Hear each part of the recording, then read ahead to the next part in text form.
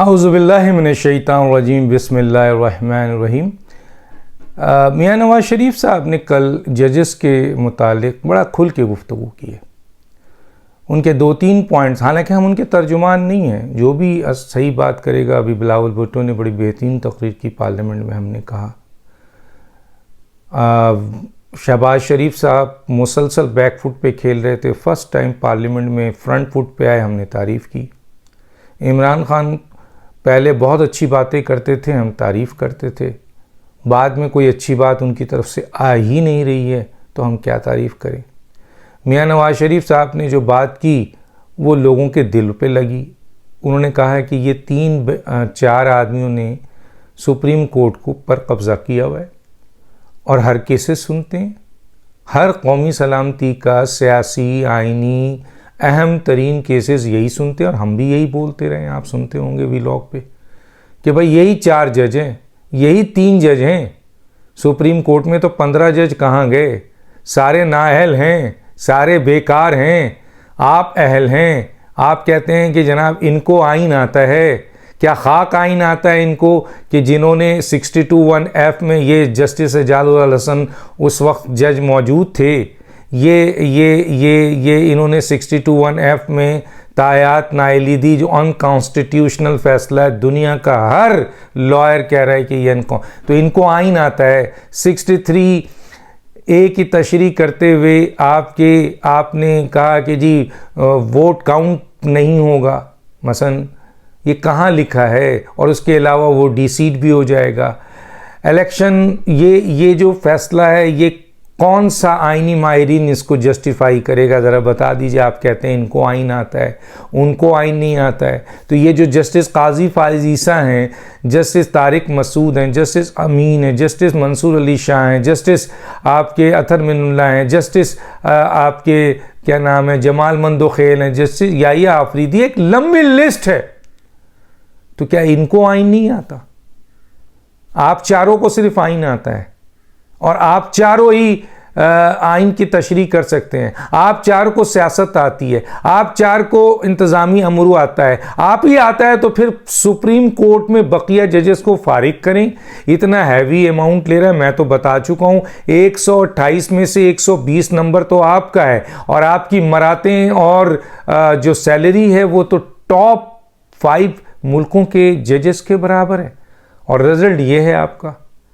तो सही कहा मियाँ नवाज शरीफ ने कि 4 आदमी पूरे अहम तरीन केसेस को सुन रहे हैं और फैसले दे रहे हैं। गोया मुकम्मल तौर पर इस ड्यूरेशन में अहम तरीन जो केसेस आए हैं उनको इन चारों ने फैसला दिया है और यही 4 सारे चीज़ों को देख रहे हैं। और उन्होंने सही कहा कि जिन जजेस के ऊपर ऑलरेडी जिस बेंच के ऊपर हमारा एतराज़ है, अपोजिशन का एतराज़ है, बड़ी सियासी जमातों का एतराज़ है, तो फिर उन जजेस के फैसले को कैसे एक्सेप्ट किया जाएगा?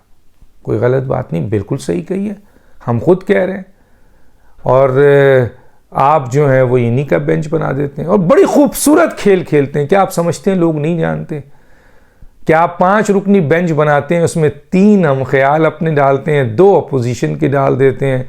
आपको अच्छी तरह पता है कि 2 अपोजिशन कहाँ जाएगा, लेकिन अक्सरियती से फैसला हमारा आ जाएगा। कभी किसी बेंच पे आपने ये किया हो कि आप और जस्टिस एजाजुल हसन हो और दूसरी तरफ जस्टिस मंसूर अली शाह हों, जस्टिस काजी फाइज ईसा हों, जस्टिस तारिक मसूद हों, या जस्टिस काजी फाइज ईसा से तो आप लोगों को बुग़्ज़ है। आपको इतना बुग़्ज़ है उस क्रेडिबल और जेन्युइन जज से, जिसका पूरा किरदार माजी एज ए जज बेहतरीन रहा हो, उसको जो है उसके ऊपर आपको इतनी उससे नफ़रत है कि आप किसी बेंच में नहीं बैठाते हो। बल्कि अगर कभी बेंच बनाते हैं कॉन्स्टिट्यूट करके उसको अपने साथ बैठाएं ना, फिर पता चले ना आपको कि काबिल आप हैं या काबिल वो है, लेकिन आप तो नहीं बैठाते।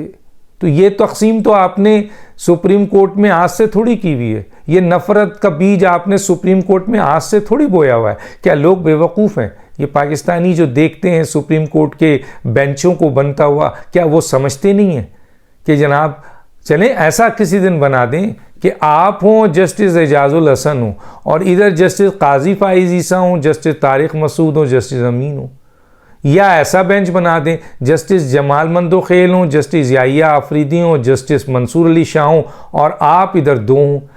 कोई एक तारीख बताते हैं अपनी जिसमें आपने इस तरह की बेंच कॉन्स्टिट्यूट किया हो, या ये हो कि आप अकेले हों और इधर जस्टिस जमाल मंदोखेल हों और जस्टिस याहिया आफरीदी हों, या जस्टिस काजी फाइज ईसा हों और तारिक मसूद हों, या जस्टिस अमीन हों जस्टिस तारिक मसूद हों, या जस्टिस आपके मंसूर अली शाह हों और जस्टिस तारिक मसूद हों। कोई इस तरह का बेंच एक भी बता दें आप चीफ जस्टिस साहब, एक भी बता दें, तो गोया फिर लोग इतने बेवकूफ़ तो नहीं हैं, लोग समझदार हैं, लोगों को पता है। वही बात मियां नवाज शरीफ साहब ने भी कही कि भाई ये कैसा बेंच कॉन्स्टिट्यूट होता है जो आपकी मर्ज़ी का होता है और आपके हम ख्याल लोग होते हैं, और ये हम ख्याल लोग फैसले दे देते हैं। और कभी कभी आपको ये दुनिया को दिखाना होता है कि देखें जी फैसला 2-3 से आया है, फैसला 3-4 से आया, 3-2 से आया है, फैसला 2-1 से आया है, उसमें आप अपने हम ख्याल जजेस की तादाद ज़्यादा रखते हैं। तो लोग समझ गए, लोगों को अंदाज़ा है, लोगों को पता है कि आपने सुप्रीम कोर्ट के अंदर तकसीम पैदा की हुई, आपने खुद, आप 2 सियासी जमातों को मिलाने की बात कर रहे हैं, आप पंचायत हैं या आप सुप्रीम कोर्ट हैं, सबसे बड़ी हाईएस्ट फोरम ऑफ इंसाफ वो हैं आप। दूसरी बात ये है कि बिल्कुल उन्होंने ये बात सही कही कि ये बेंच जिस पर हमारा एतमाद नहीं है उसके फैसले काम क्या, और देख रहे हैं वो पूरी दुनिया देख रही है कि 9 से 7 कैसे हुए, 7 से आपके 5 कैसे हुए, 5 से फिर 3 कैसे हुए, और अभी भी आपको हटदर्मी है कि फुल कोर्ट में नहीं बनाऊंगा, मैं आपके ये 3 से चलाऊंगा। दुनिया कह रही है आपको फुल कोर्ट का, तो फुल कोर्ट बनाने में क्या मसलन, क्या कानूनी तौर पर फुल कोर्ट बनाना गलत है? जहाँ ऐसे मसाइल आ जाएं वहाँ फुल कोर्ट अगर फैसला कर दे तो क्या है? और पूरी दुनिया कह रही है कि हम हर वो फैसला मानेंगे जो फुल कोर्ट देगा। इवन इमरान खान ने भी ये जुमला कह दिया। अगर इमरान खान भी ये जुमला कह रहे हैं जो कि वाहिद एक अपोजिशन बनकर सामने हैं, और बाकी पूरी की पूरी सियासी जमात कह रही है फुल कोर्ट, बार कौंसिल कह रही है फुल कोर्ट, बड़े बड़े कॉन्स्टिट्यूशनल लॉयर कह रहे हैं फुल कोर्ट, इलेक्शन कमीशन का लॉयर कह रहा है फुल कोर्ट, लेकिन आप और बार एसोसिएशन के बहुत से वकील भी कह रहे हैं कि हाँ फुल कोर्ट होना चाहिए। तो आखिर आप फुल कोर्ट क्यों नहीं बनाना चाहते? देखें, लोग भी ये भी जानते हैं लोग, क्योंकि फुल कोर्ट अगर बना और ये तमाम चीज़ें फुल कोर्ट में डिस्कस हुई तो ये 3 से 4 जजेस जो आपने ग्रुप बना के बैठे हुए हैं और सुप्रीम कोर्ट पे कब्जा किया हुआ है, ये एक्सपोज हो जाएंगे, बहुत बुरी तरह एक्सपोज हो जाएंगे, और एक तारीखी फैसला फुल कोर्ट का आएगा और बड़ी मार्जिन से आएगा कि जो आपने अनकॉन्स्टिट्यूशनल फैसले किए हैं, जो आपने अनकॉन्स्टिट्यूशनल बेंचेस बनाए हैं, जो आपने गलत काम किए हैं, जो फैसले आपने किए हैं, जो गलत काम किए हैं, वो सब आवाम के सामने फुल कोर्ट के फैसले से आ जाएगा। आपको खौफ है, आपको बहुत बड़ा खौफ है कि आप लोग एक्सपोज हो जाएंगे। और फुल कोर्ट बनेगा तो फिर रूल्स की बात भी होगी। फुल कोर्ट बनेगा जो रेफरेंस जस्टिस आपके नकवी साहब मज़ाहिर नकवी के लिए आया वो भी आके डिस्कस होगा। फुल कोर्ट बनेगा तो 2 आपके ऊपर जो चार्ज है वो भी डिस्कस हो जाएगा। तो इसलिए आप डरते हैं कि फुल कोर्ट में मेरिट के जजेस ज़्यादा हैं, फैसला आपकी हम ख्याल जजेस वहाँ कम पड़ जाएंगे और फैसला फिर 9 और 6 से आएगा या 10 और 5 से आएगा या 11 और 4 से आएगा। यह आपको अच्छी तरह पता है, क्योंकि इतना कानून तो आप भी जानते हैं, इतना हम भी जानते हैं, इतना वो भी जानते हैं। तो लोग जब पूछते हैं कि इन्हें फुल कोर्ट बनाने हैं क्या, 15 बेहतरीन जजेस जब बैठकर इन तमाम मसाइल को डिस्कस करेंगे तो वो बेहतरीन दिमाग सामने होगा तो बेहतरीन फैसला आएगा। और पूरी दुनिया कह रही है कि हम इसको एक्सेप्ट करेंगे, इंटरनेशनली भी इसको एक्सेप्ट किया जाएगा। और पाकिस्तान का वक़ार जो 128 में से 120 पे पहुंचा हुआ है, शायद और नीचे आ जाए, 115 पे आ जाए, 110 पे आ जाए। लेकिन आपने भी सोचा हुआ है कि नहीं, कब तक आप ये रखेंगे अपने आप पे? अगर आज सीनियर जज या ये 9-10 जज 1998 की जजमेंट को, जो PLD 161 एक कानूनी जजमेंट है जिसकी अपील भी नहीं हुई, जिसके रिव्यू पिटीशन भी नहीं हुआ, इसका मतलब वो एग्जिस्ट करती है, अगर उसी 10 रुकनी बेंच के फैसले को लेकर आपको जुडिशल काउंसिल में खड़ा कर दिया जाए और सीनियर जज बकिया जजेस के साथ सुप्रीम कोर्ट को चलाए, तो आप क्या करेंगे? या अगर गवर्नमेंट 1970 के आपके 27 उसका 2 का के आपके सदारती जो फैसला है उसके तहत, एक्ट के तहत, अगर आपको जबरी रुखसत में भेज सीनियर मोस्ट जज को जिम्मेदारी दे दें चीफ जस्टिस की, और उनके नीचे पूरी की पूरी ये कमेटी फुल कोर्ट आपके रेफरेंस को सुप्रीम जुडिशल काउंसिल में भेज दें, तो फिर आप क्या करेंगे?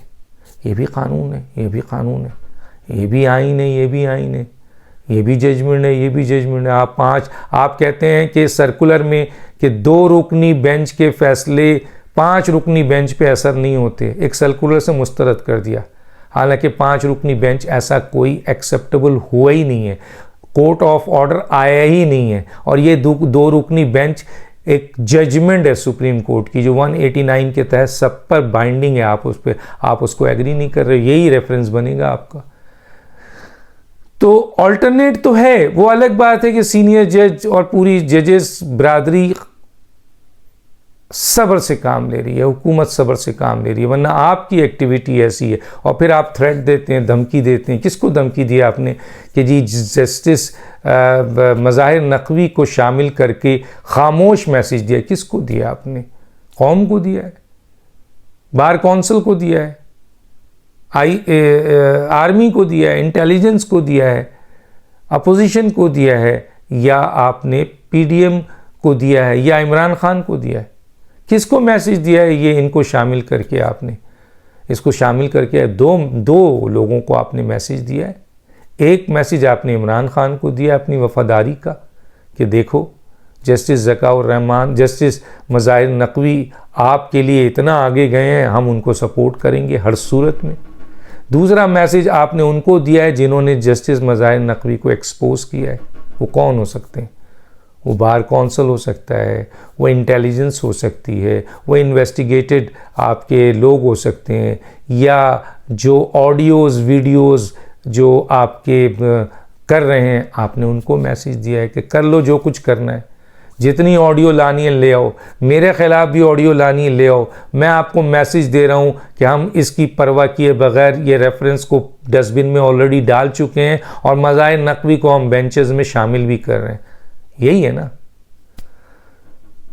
तो ये कब तक?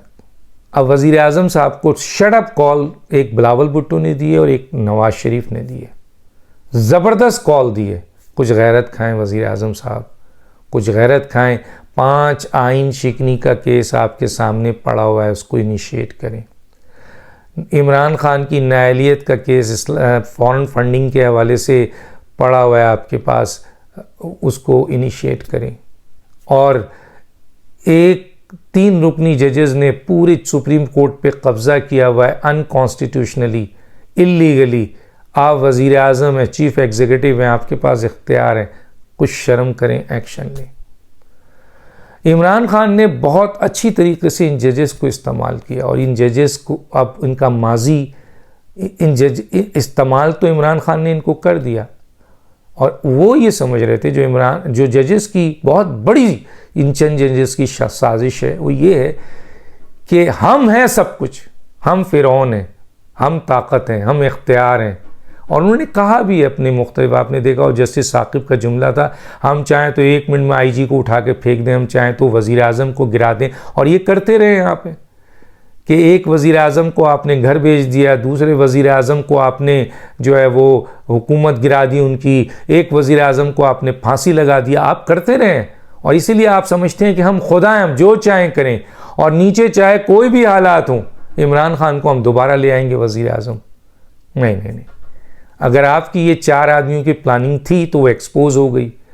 क्यों? क्योंकि एक प्लानिंग ऊपर अल्लाह कर रहा है, और उस अल्लाह ने आपकी इन तमाम प्लानिंग को एक्सपोज करके आपको कटहरे पे खड़ा कर दिया है। अब आप कटहरे पे खड़े हो। इमरान खान ने आपको इस्तेमाल किया, आप इमरान खान को पूरी साजिश के तहत, पूरी चीज़ों के तहत, एक पूरे प्लान के तहत आप दोबारा उसको हुकूमत में लाना चाह रहे थे, लेकिन अल्लाह ने एक्सपोज किया। इमरान खान भी जो है ना वो लोगों के सामने एक्सपोज हो गए और आप भी एक्सपोज हो गए। अब आप उस कटहरे में खड़े हो जहां आप पर इल्ज़ामात हैं संगीन किस्म के, और अगर आज हुकूमत या सीनियर जज या सुप्रीम कोर्ट के बकिया जज अकॉर्डिंग टू आइन और कॉन्स्टिट्यूशन, जजमेंट और लॉ के एक्शन लें तो आप सब के सब जो हैं वो आपके कटहरे में आ जाएंगे।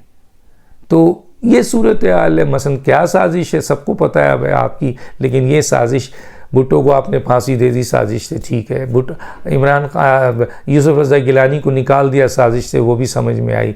परवेज़ मुशर्रफ साहब को आपने उनके ख़िलाफ़ भी पूरी की पूरी लॉबी, पहले तो साथ दिया फिर उसको निकाल दिया, वो भी समझ में आया। फिर नवाज़ शरीफ की पूरी हुकूमत को गिरा दिया। आप बादशाह हैं भाई, जो चाहे करें, लेकिन यहाँ फंस गए आप यहाँ भी यही समझ रहे थे कि शायद आप बहुत पावरफुल हैं, लेकिन सबसे पावरफुल ऊपर बैठा है। तो दानिश को याद दीजिए। अल्लाह हाफ़िज़।